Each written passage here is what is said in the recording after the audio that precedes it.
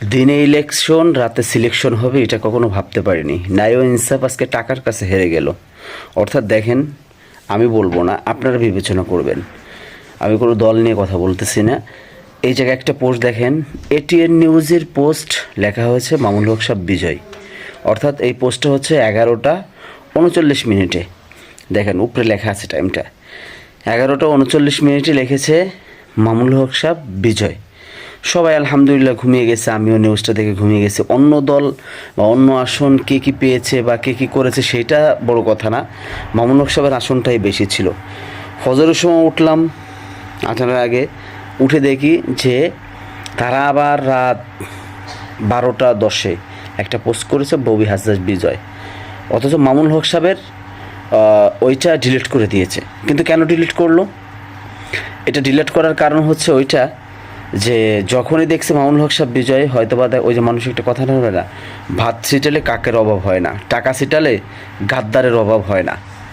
যখন টাকা ছিটাইছে তখন ওয়ের ভিতরে ভোট কারচুপি করে ববি হাজদাসকে বিজয় দিয়েছে। মামুনুল হক সাহেবের যে নিউজ চ্যানেলগুলো বিজয় লিখছিল তারা সেটা ডিলিট করে দিয়েছে।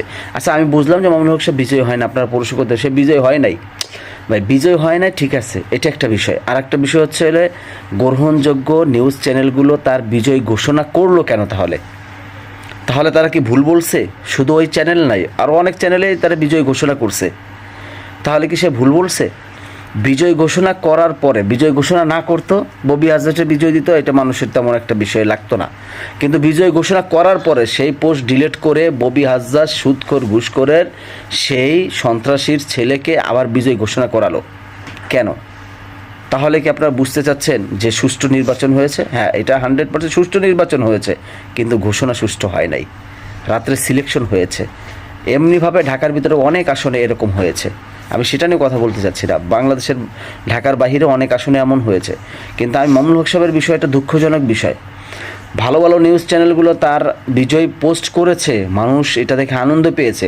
পরবর্তীতে টাকা খাইয়ে সেই বিজয় ঘোষণাকে ক্যান্সেল করে সেই ববিকে বিজয় ঘোষণা করছে। তা এটা আপনি কি বলবেন? সুষ্ঠু বলবেন? সুষ্ঠু নির্বাচন বলবেন? আচ্ছা, যাও, কিছু বলার নাই। এটা ন্যায় ইনসাফের পরাজয় হয়েছে। এটা একমাত্র আল্লাহ পাক রব্বুল আলামিনের কাছে বিচার দিলাম। এদের বিচার দুনিয়ার ভিতরেই আল্লাহ পাক রব্বুল আলামিন দেখিয়ে দিবে।